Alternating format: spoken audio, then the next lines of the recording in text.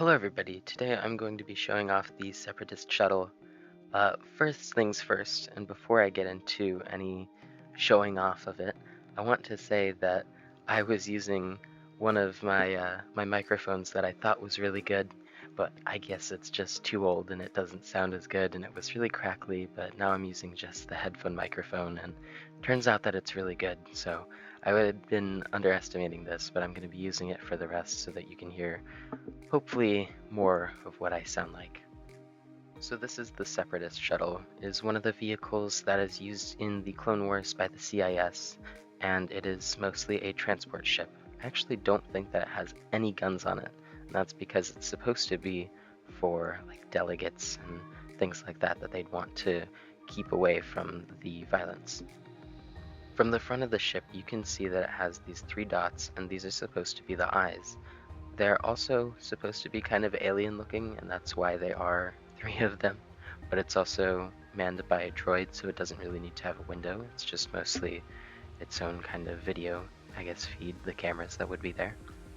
And then in the back you can see, like, as you come up here, it does have this hump, and it is kind of smooth, except for that one little notch right there, but that's okay. And I tried to get as much of the shape language as I could get across with the pieces that I had. One of the main pieces that you can see is this like top of like either a boat or it says here aircraft. But this piece I got from a Superman set, and it is one of the 3 sets that they made it in, but I'm not doing any Superman sets because obviously I'm doing the Star Wars sets, and so I don't need to use this, and it was just kind of in my collection with nothing to do, and I decided this might be the perfect shape to use for a Separatist Shuttle. And I wanted to have a Separatist Shuttle because there were not any new Separatist sets coming out, like, at all, and I have just so many Clone Wars things, and I really wanted to give it some opposition, and I do like how this looks, so that's why I went with it. And you can see that there's this antenna, there's this greebling on the side, and that is accurate, and that's why I put that there. Another thing is that this fin is very thin, and it is the part that will be knocked off the fastest. These stripes are supposed to be over here, but because this is a slope piece, I can't add these stripes and I'm not doing custom stickers, so I just decided to go basically confidently incorrect and put them on this side because they're not supposed to line up with this fin, but I decided why not, it still looks good. These panels are just for decoration. You can see on the Tidarium Shuttle, the one Lego set that they made, they do have like bricks, or not bricks, but plates that hold it up, and that's what keeps it there and makes it more stable, but this is just purely for decoration. And as you come to the back, you can see that there are these, and this makes it look like the front, because it does look a little bit more like a bug, and it is kind of cute, but this is actually the engines, and they do this kind of look like a car, which is really interesting, but they have this kind of cone shape, so that's what I went with. Another thing that I want to point out is that I did use this blue stripe all the way through, and I used some of these pieces.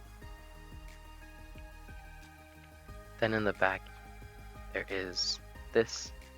This is the little part that comes out. It's not technically accurate because I did just watch the video, and it has like the doors that swing open, but it doesn't really matter.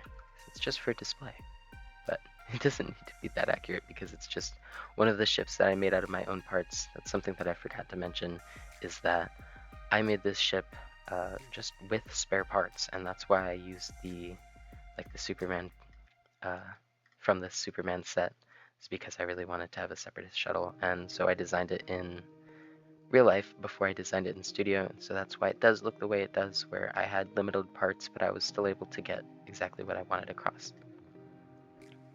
Now, one thing that I initially forgot to say in the original recording before I discovered how good this microphone sounds is that you are actually able to move these, and that is something that I did intend with the original version that I made in real life, but I had just completely forgotten about it because it had been a while since I'd played with it, and I was only used to seeing it on display where it's standing. But yes, you can move them into the flying position where the landing gears are up. They're still there, so it's obvious that you can see them, but you could take them off if you wanted to, like this, if I could get the right button. you just pull them off, or just do it like that. There's that stub, but if you wanted to, you could just replace that with a regular brick and it shouldn't compromise the integrity of it. But yeah, so that's how it should look. And then this is how it is when you are landed. Now the last thing that I have to show off is this guy.